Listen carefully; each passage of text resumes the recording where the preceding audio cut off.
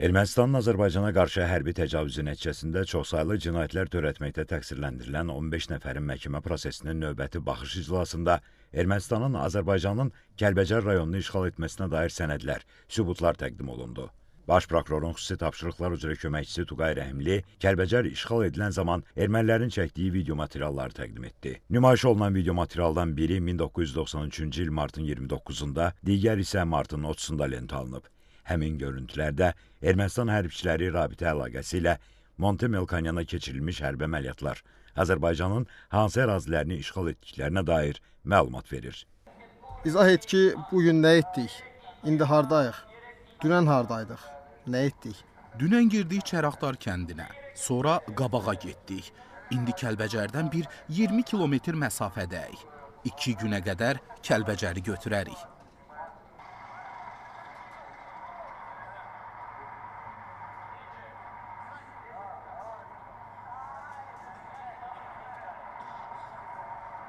Avo, bir vuraq o tərəfi, yoxlayaq dağlardan. Bəli, yol tərəfi vurun. Sonra tankın qarşısında dayanan Monte Melkonyan danışır.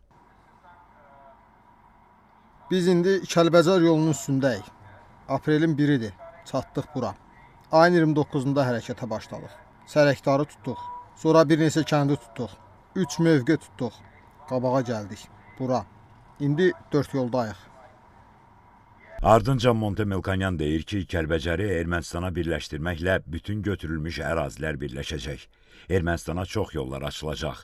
Bildirir ki, 1988-ci ildə qəbul etdikləri dırnaqarası qərara əsasən Azərbaycanın bu əraziləri Ermənistana dırnaqarası birləşəcək. Onların dırnaqarası mübarizələri uzundur və bütün ermənilər bu prosesə kömək etməlidirlər. Verilmiş suala cavabda Monte Melkonyan Azərbaycanlıların güclü müqavimət göstərdiyini, həmin xətti çox çətin yardıqlarını deyir. Növbəti video 1993-cü il aprelin 3-də lentə alınıb. Qanunsuz erməni silahlı birləşmələri ələ keçirdikləri silah-sursatı nümayiş etdirirlər. Kəlbəcərin 19 kilometrliyində olduqlarını qeyd edərək 70 azərbaycanlını necə qətlə yetirdiklərindən, meyitləri hansı formada təhqir etdiklərindən, silah-sursatı necə ələ keçirdiklərindən danışırlar. Bildirirlər ki, meyitlərin ayağındakı ayaqqabıları erməni hərbçiləri çıxararaq özləri geyinib. Monte Melkonyan sevinclə qışqıraraq Kəlbəcəri tutduqlarını deyir. Hərbçilərdən biri tunelin partladılmasını təklif edir. Bunun ardınca nümayiş olunan növbəti videoda isə Arşavik Qaramyan əsir düşən Azərbaycanlı hərbçini təhqir edir. Video materialda qətlə yetirilmiş Azərbaycanlıların meyitlərinin necə təhqir olunduğu görünür. Beynəlxalq konvensiyaların tələblərini kobud şəkildə pozaraq əsir və girovların şərəf və ləyaqətlərini alçaldırlar. Növbəti videoda Ermənistan silahlı birləşmələri mülki Azərbaycanlıları, o cümlədən azyaşlı uşaqları da girov götürərək tanka mindirir. Hadisə zamanı girov düşənlərdən biri, Kəlbəcər sakini Zabil Səfərov məhkəmədə ifadə verərək dedi ki, o zaman onun 14 yaşı olub. 93-cü ildə o mənim gördüyünüz kadrda nənəmdir. Mənim 93-cü aprel ayının 4-ü girdi Kəlbəcərə, bizi mühasirəyə aldılar. Mühasirəyə alanda biz həmən kənddə 6 nəfər idik. 6 nəfər idi.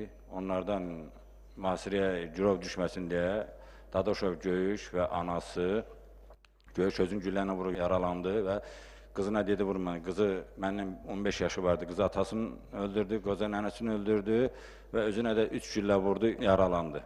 Zərər çəkən dedi ki, video materialda erməni hərbçilərlə danışan onun nənəsidir. Tanka minə bilmir və erməni hərbçilərə yalvarır ki, nəvəsini ondan ayırmasınlar. Amma erməni hərbçilər nənəsinə məhəl qoymayaraq onu tanka mindirir. Bu zaman nənəsi onsuz da haçansa Azərbaycan ordusu torpaqlarımızı geri qaytaracaq deyir.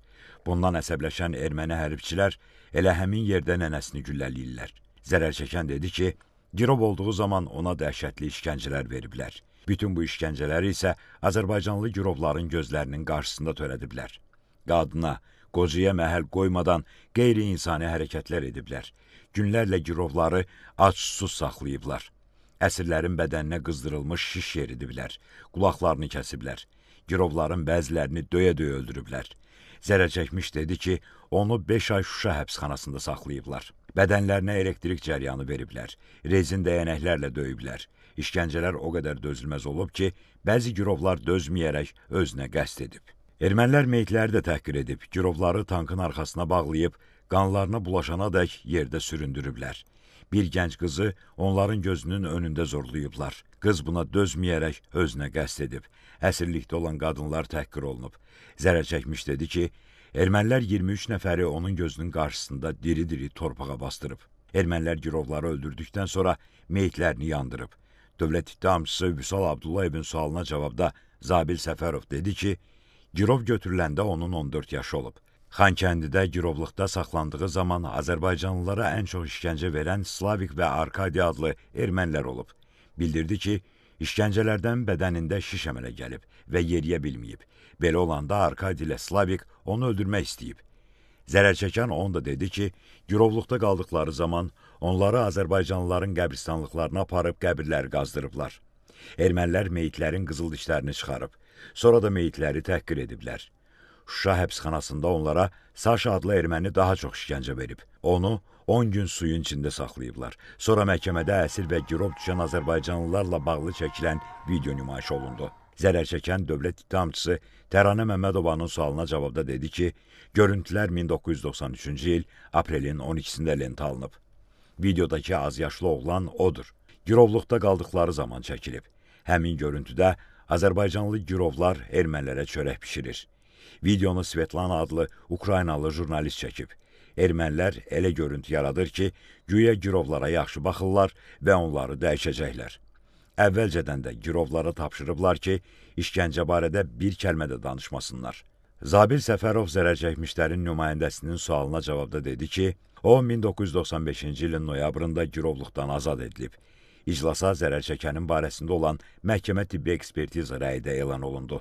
Zərər çəkən Nəsimi Səfərov isə 1992-ci il aprelin 8-də Ermənistan silahlı birləşmələri Kəlbəcərin Ağdaban kəndində Azərbaycanlılara qarşı törətdiyi qətliamdan, sonra isə yaşayış məntəqəsinin işğalından danışdı.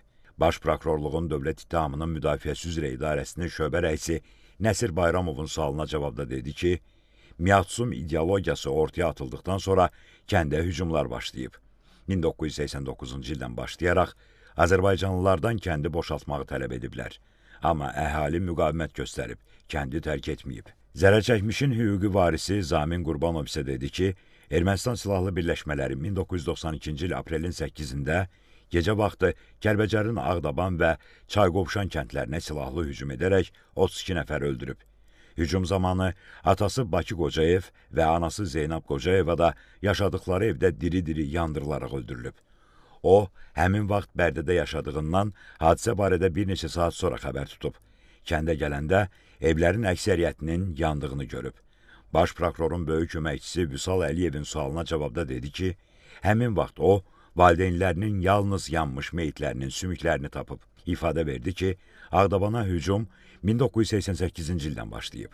Azərbaycanlılara qarşı təbliğat aparılıb. Məqsəd Azərbaycanlıları kənddən qovmaq olub.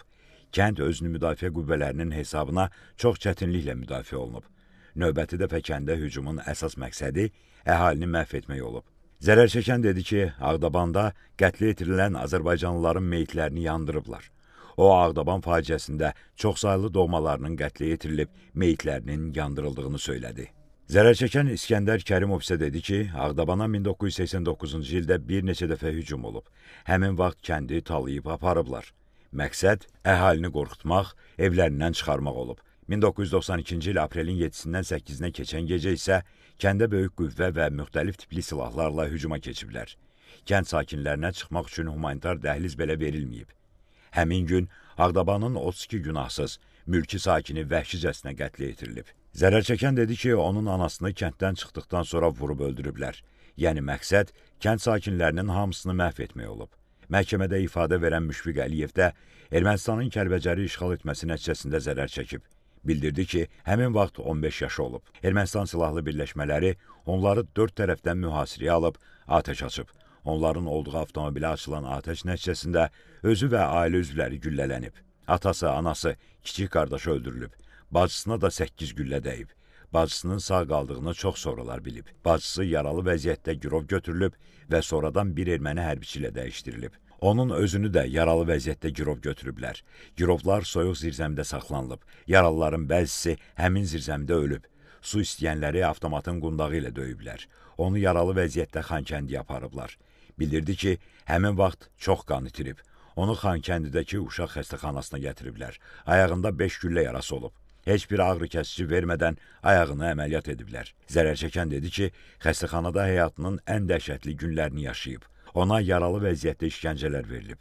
Şuşa həbsxanasında saxlandığı 3 il müddətində də zülm və işgəncələrə məruz qalıb. Günlərlə ac su saxlayıb, ən çətin sahələrdə işlədiblər. Zərər çəkən dövlət ittihamçısı Fuad Musayevin sualına cavabda bildirdi ki, girovluqda saxlanılan bəzi azərbaycanlılar verilən işgəncələrə dözməyərək özlərinə qəsd edib. O da buna cəhd etsə də başa çatdıra bilməyib. Hətta işgəncələrə dözməyərək özünü yandırmaq da istəyib. Zərər çəkənlərin ifadəsindən sonra növbəti video material nümayiş olundu. Həmin videoda sonradan qondarma rejimin dırnaqarası daxili işlər, Milli Təhlükəsizlik Nazirləri və baş prokuroru olmuş Arşavir Qaramyan hərbçilərin əhval-ruhiyyəsinin yaxşı olduğunu deyir. Həmin videoda Ermənistanın Azərbaycana qarşı işğalçılıq siyasətini və təcavüzkar müharibəni davam etdirməkdə israrlı olduğu bir daha təsdiqini tapır.